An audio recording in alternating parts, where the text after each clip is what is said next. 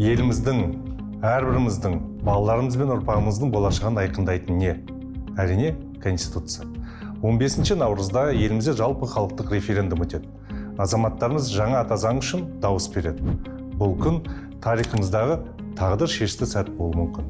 Осы бейнероликте жаңа Конституция жобасының қалай әзірленгені, жаңа ата заңның ел болашағы мен оның әрбір азамат алдындағы мақсаты және мән маңызы туралы айтып беремін. Жаңа Конституция жарты жылға созылған қоғамдық және сарапшылық талқылаулардың нәтижесі. Оны әзірлеу үшін кезең-кезеңмен жүйелі жұмыстар жүргізілді. Бұған мемлекет басшысы Қасым-Жомарт Тоқаевтың былтыр 8 қыркүйекте Қазақстан халқына арнаған жолдауындағы бір палаталы парламент құру туралы бастамасы себеп болды. Президент сол кезде конституциялық реформа қатысты түпкілікті шешімді ел азаматтары референдумда қабылдайтынын айтқан еді. Бір палаталы парламентке көшу қазіргі конституцияның 40-қа жуық бабына түзету енгізуді, яғни негізгі заңның жартысына жуығын жаңартуды талап ететіні белгілі болды. Сол себепті 8 қазанда президент бастамасымен парламенттік реформа жөнінде жұмыс тобы құрылды.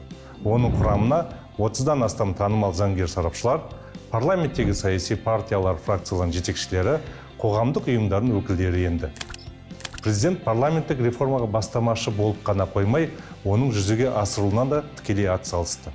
Мәселен, мемлекет басшысы парламенттегі президенттік квотадан бас тартуды, цифрландыру жөнінде жаңа комитетті құруды, сонымен қатар жергілікті деңгейде мажоритарлық сайлау жүйесін сақтап, мәслихаттарға бір мандатты округтер арқылы сайлауды ұсынды. Азаматтардың ұсыныстарын жинақтау мақсатында e-өтініш және e-gov платформаларында арнайы бөлім ашылды. Азаматтар мен сарапшылар сондай-ақ еліміздегі 7 саяси партия мен 16 қоғамдық ұйым өз ұсыныстарын жолдады. Қазан-қаңтар айларының аралығында парламенттік реформа бойынша 600-ге жуық ұсыныс келіп түсті. Бұған қоса, Конституцияның басқа да бөлімдеріне қатысты қосымша 2000-нан астам ұсыныс пікір жинақталды. Яғни парламенттік реформамен салыстырғанда Конституцияның басқа бағыттарына қатысты ұсыныстар 3 есе көп түсті. Сол кезде конституциялық реформаның парламенттік жүйені жаңғырту аясынан шығып, үлкен өзгерістерге ұласатыны белгілі болды. Қоғамда Конституцияны толықтай жаңартуға деген сұраныс бар екені анықталды. Сондықтан 20 қаңтарда Қызылордада өткен ұлттық құрылтайының 5 отырысында мемлекет басшысы конституциялық реформа бойынша келіп түскен басқа да ұсыныстарды мәлімдеп, оларды талқылау мақсатында конституциялық комиссия құру туралы шешім қабылдаған жариялады. Оның құрамына ұлттық құрылтай мүшелері, танымал заңгерлер, сарапшылар, мемлекеттік органдар, бұқаралық ақпарат құралдары, өңірлік мәслихаттар, қоғамдық кеңестер мен ғылыми қоғамдастық өкілдерінен тұратын 130 адам енді. Осылайша, комиссияда әртүрлі әлеуметтік және кәсіби топтар, еліміздің барлық өңірі толық қамтылды. Конституциялық комиссияның барлық 12 отырысы ашық форматта өтті. Әр отырыс тікелей эфирден көрсетіліп, бұқаралық ақпарат құралдарында кеңінен таратылды. Конституциялық комиссия отырыстарының жалпы қаралымы 1 миллионнан асты. Комиссия мүшелері қолданыстағы Конституцияның 77 бабының жаңа редакциясын қарастырды. Яғни жалпы мәтіннің 84% сол кезде өзгеріске ұшырады. Сонымен қатар жаңа преамбула, жаңа бөлімдер мен жаңа баптар ұсынылды. Олардың барлығы жаңа тұжырымдамалық сипатқа ие болып, саяси жүйені айтарлықтай өзгертіп, маңызды қоғамдық құндылықтар мен мемлекеттік қағидаттарды белгіледі. Сол себепті талқылаулар нәтижесінде комиссия Қазақстанның жаңа ата заңын әзірлеу туралы шешім қабылдады. Атап өтерлігі, жаңа конституция жобасын әзірлеуге мемлекет басшысы ерекше атсалысты. Президент конституциялық комиссия басшылығымен үнемі кездесіп, азаматтар мен қоғамдық ұйымдардың ұсыныстарын мұқият зерделеді. Кеңесшілер және сарапшылар тобымен бірге жаңа ата заңның мәтінімен жүйелі жұмыс жүргізді. Сондай-ақ жаңа конституцияның негізгі тұжырымдамалық баптардың көбін Қасым-Жомарт Кемелұлы Тоқаев өзі ұсынды. Мысалы, жаңа преамбула президенттің тұжырымдамалық тезистерінің негізінде әзірленді. Сондай-ақ мемлекет басшысы көптеген жаңашылдықтарын, әсіресе қарапайым азаматтардың мүдделері мен құқықтарын қорғайтын бірқатар маңызды нормалардың авторы. Мәселен, 10 ақпанда өткен үкіметтің кеңейтілген отырысында мемлекет басшысы сот шешімінсіз тұрғын үйден шығаруға конституциялық деңгейде тыйым салуды бекітуді ұсынды. Конституциялық комиссия осы норманы ата заң жобасының 28 бабының 1 тармағына енгізді. Осылайша мемлекет басшысы конституциялық реформаға бастамашылық етіп қана қоймай, жаңа тазаңдағы негізгі ережелерді өзі дайындап, өзі ұсынды. Сол себепті жаңа конституцияда президенттің ұстанып отырған саяси бағыттың негізгі қағидаттары, сондай қоғам мен мемлекетті дамытуға қатысты көзқарастары мен ұстанымдары көрініс тапты. 31 қаңтарда жаңа конституция жобасы жарияланып, жұртшылық назарына ұсынылды. Жаңа мәтін жарияланған сәттен бастап азаматтардан қосымша тағы 12 мың ұсыныс пікір келіп түсті. Олардың барлығы Конституциялық комиссия мүшелері тарапынан мұқият қаралып, жаңа тазаңның соңғы жобасын әзірлеу барысында ескерілді. Бастапқы күндері 1000-2000 ұсыныс пікір келіп түскен болса, бір аптадан соң өтініштердің саны 50-60-қа дейін азайды. Яғни осы аралықта азаматтардың жаңа тазаңға қатысты көзқарастары толық қалыптасып үлгерді. Сол себепті 11 ақпанда өткен соңғы отырыста Конституциялық комиссия мүшелері жаңа тазаң жобасын жалпы ұлттық референдумға шығаруды ұсынды. Мемлекет басшысы бұл шешімді қолдап, жаңа тазаңды қабылдау мәселесі бойынша республикалық референдумды 2026 жылдың 15 наурызында өткізу туралы жарлыққа қол қойды. Осылайша, алдағы референдум жарты жыл бойы қоғамның талқысына түскен конституциялық реформаның логикалық түйіні болмақ.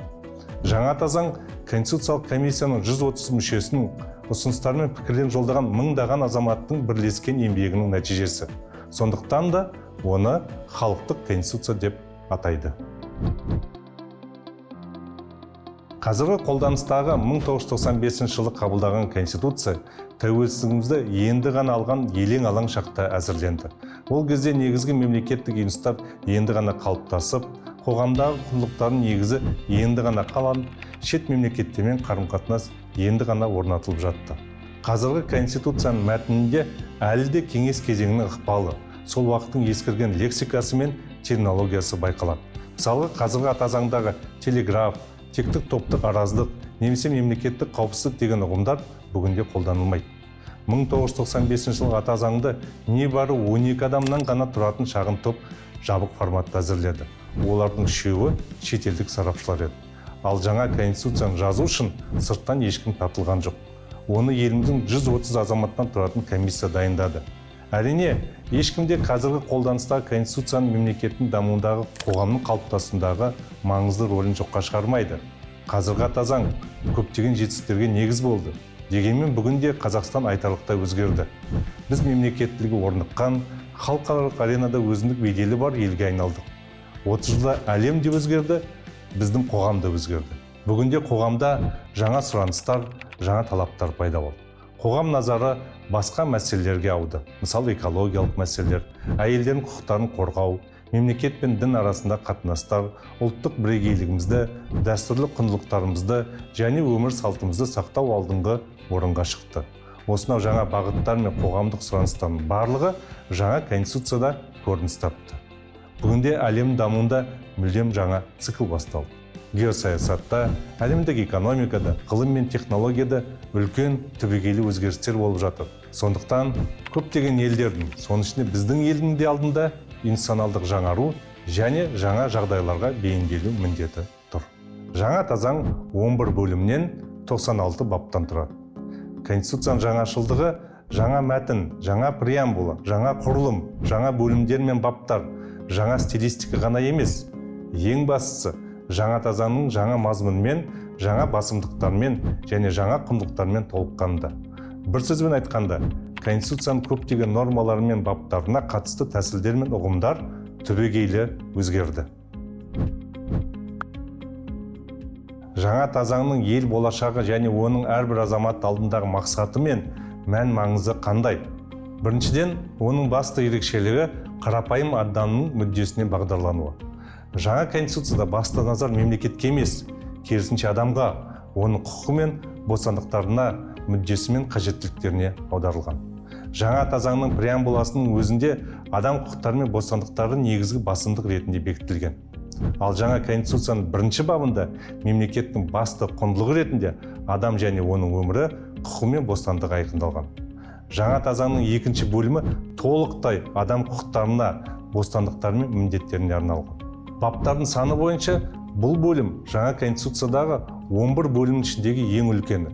Мысалы, президент бөлімі 10 баптан, үкімет бөлімі 7 баптан, құрылтай бөлімі 12 баптан тұрса, ал азаматтардың құқығын, бостандықтары мен міндеттерін қорғауға арналған бөлімде 30 бап бар. Яғни басқа бөлімдерден 2 немесе 3 есе көп. Қазіргі конституциямен салыстырғанда адам деген сөз жаңа ата заңда 1,5 есе көп қолданылған. Яғни жаңа ата заңның негізінен адамдардың мүддесіне бағытталған осыдан аңғаруға болады. Жаңа конституцияда кез келген санаттағы, кез келген әлеуметтік және кәсіби топтағы, кез келген жастағы адамдардың мүдделері қамтылған. Бұл нені білдіреді? Бұл әрбір азамат өз құқықтарын қорғауда сенімді конституциялық кепілдіктерге ие деген сөз. Мысалы, ғалымдар мен шығармашылық иелері үшін жаңа конституцияда ғылыми, техникалық және көркем шығармашылық еркіндігіне кепілдік берілген. Кәсіпкерлерге жаңа ата заң барлық меншік нысандарының танылуына және қорғалуына кепілдік береді. Әлеуметтік осал топтар үшін мемлекет тарапынан әлеуметтік қорғау құқығы жасына, ауруына, мүгедектігіне, асыраушысынан айырылуына байланысты және заңда көзделген өзге де негіздер бойынша әлеуметтік қамсыздандыру құқығы қамтамасыз етіледі.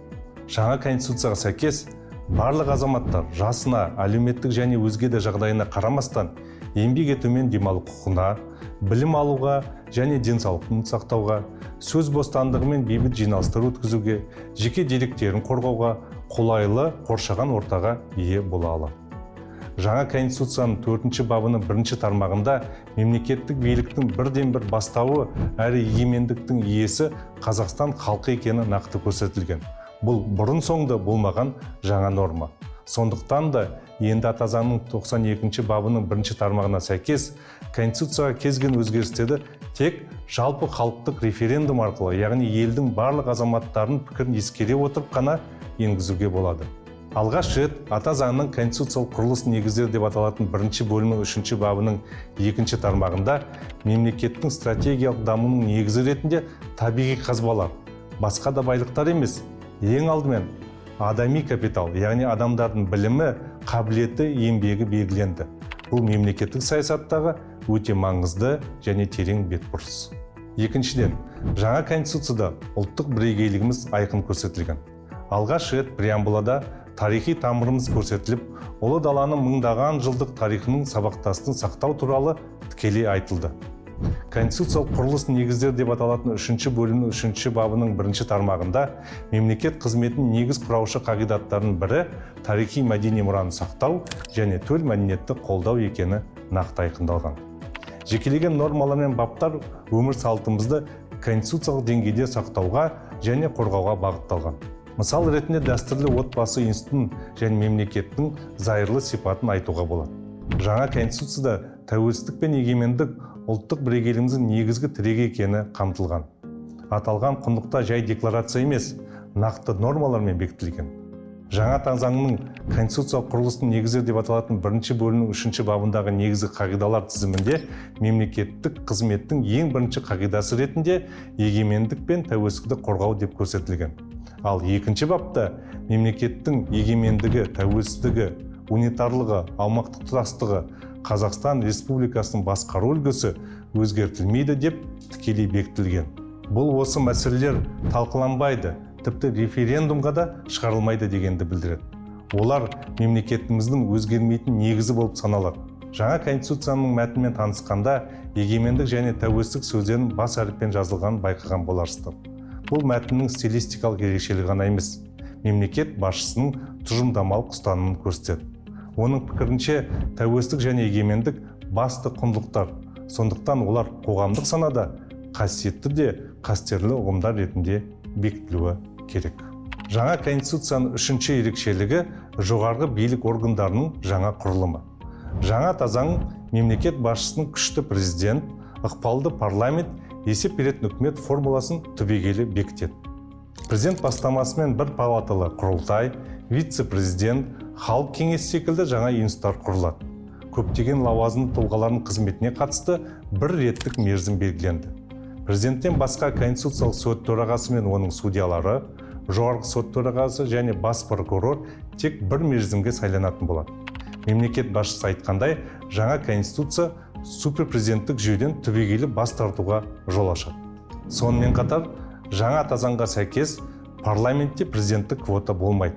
Барлық депутаттар тек бір тәртіппен сайланады. Президент, вице-президентті, премьер-министрді, орталық сайлау комиссиясының мүшелерін, жоғарғы аудиторлық палата мүшелерін тағайындағанда құрылтай депутаттан көпшілігінің келісімін алу қажет. Осы арқылы биліктің тармақтары арасында теңгерім орнап, әділетті жүйе қалыптасады. Сондықтан жаңа конституция Қазақстанның саяси жүйесін мүлдем жаңа, тиімді және әділ модельге толығымен көшуін аяқтап, бір жола бекітетін болады. Төртіншіден, жаңа конституцияның маңызды ерекшелігі оның заманауи сипатында. Тұңғыш рет конституцияның преамбуласында мәдениет пен білім, ғылым мен инновациялар құндылық ретінде көрсетілген. Жаңа конституцияның 3-ші бабында негізгі мемлекеттік қағидаттардың бірі ретінде еңбексүйгіштік, прогресс, білім құндылықтары бекітілген. Ал адам капиталы, білімді, ғылымды, инновациялар дамыту мемлекет қызметінің стратегиялық бағыты болып саналады. Сондай-ақ, жаңа конституцияның азаматтардың құқықтары мен бостандықтары туралы 2-ші бөлімнің 18-ші бабының 3-ші тармағында алғаш рет Миранда ережесі бекітілді. Яғни ұсталған сәттен бастап әрбір адамға оның бостандығын шектеу негіздері және құқықтары міндетті түрде түсіндірілуі керек. Атап айтқанда, адвокатты пайдалануға, үн қатпауға, өзіне қарсы куәлік беруден бас тартуға құқығы бар. Қазақстан азаматтардың құқықтарын цифрлы кеңістікте қорғау нормасын конституциялық деңгейде бекіткен алғашқы елдердің бірі. Жаңа конституцияның 21-ші бабының 1-ші және 2-ші тармақтарында жеке деректерді қорғау құқығына кепілдік беріледі. Банк операцияларының құпиялылығы, жеке салымдар мен жинақтар, сондай-ақ хат алмасу цифрлық технологияларды пайдалану арқылы қорғалады. Бұл адам құқықтарын қорғаудың жаңа өлшемі. Осы тұрғыдан алғанда, жаңа конституция болашақта басқа мемлекеттер үшін де үлгі бағдар бола алады. Жаңа конституцияда қоғамның жаңа сұраныстары мен құндылықтары да қамтылған.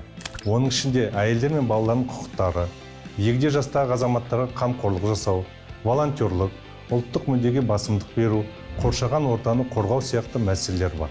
Жалпы алғанда, жаңа конституцияның заманауи сипаты дәстүрлі құндылықтарды сақтай отырып, прогреске ұмтылуында. Бесіншіден, бұл мемлекеттік, елдік, ұлттық мүдде тұрғысынан жазылған конституция. Конституцияда мемлекеттік тіл қазақ тілі екені нақты жазылған, айқын бекітілген. Осылайша жаңа заңның конституциялық құрылыс негіздері деп аталатын 1-ші бөлімнің 9-ші бабының барлық тармақтары енді бір нақты логикаға келтірілді. Яғни бізде мемлекеттік тіл біреу жалғыз, ол қазақ тілі. Басқа мемлекеттік тіл жоқ. Жаңа конституцияның мемлекеттік тілдегі нұсқасы аударма емес. Жаңа заң о бастан және тұңғыш рет қазақ тілінде мемлекеттік тілде әзірленді. Терминологиялық редакциялық жұмыстарды заңгерлер мен лингвист мамандар бірлесіп жүргізді. Екіұшты мәселе туындаған жағдайда ата заңның мемлекеттік тілдегі мәтіні негізге алынды. Осылайша конституция нормаларының мәні нақтыланып, әртүрлі шешімдерге негіз болатын кемшіліктер жойылды. Нәтижесінде жаңа заңның мәтіні оқуға жеңіл, түсінуге оңай, құқықтық тұрғыдан нақты құжатқа айналды. Осылайша жаңа конституция еліміздің дамуына жаңа серпін, жаңа бағыт береді және тарихымыздың жаңа дәуірін ашады. Егер жаңа конституция референдумда қабылданса, барлық заңнаманы жаңа заң нормаларына сәйкестендіру бойынша жүйелі жұмыс басталады. Яғни, ондаған заңды қабылдау қажет болады. Бұл жаңа конституцияның баптары жай декларация ғана емес, өзгерістерге жол ашатын нақты құрал болатынын білдіреді. 15 наурыз маңызды шешім қабылдайтын күн. Бұл күн еліміз үшін де, әрбір азамат үшін де ерекше мәнге ие. Дауыс беретін учаскеңіз, қажетті құжаттар мен референдумның тәртібі туралы толық ақпаратты электронды үкімет порталынан және арнайы ақпарат ресурстарынан біле аласыз. Референдум елдің болашағына әсер етуге, өзіңіздің және жақындарыңыздың өмірін жақсартуға берілетін нақты мүмкіндік және сіздің құқыңыз. Назарларыңызға рахмет.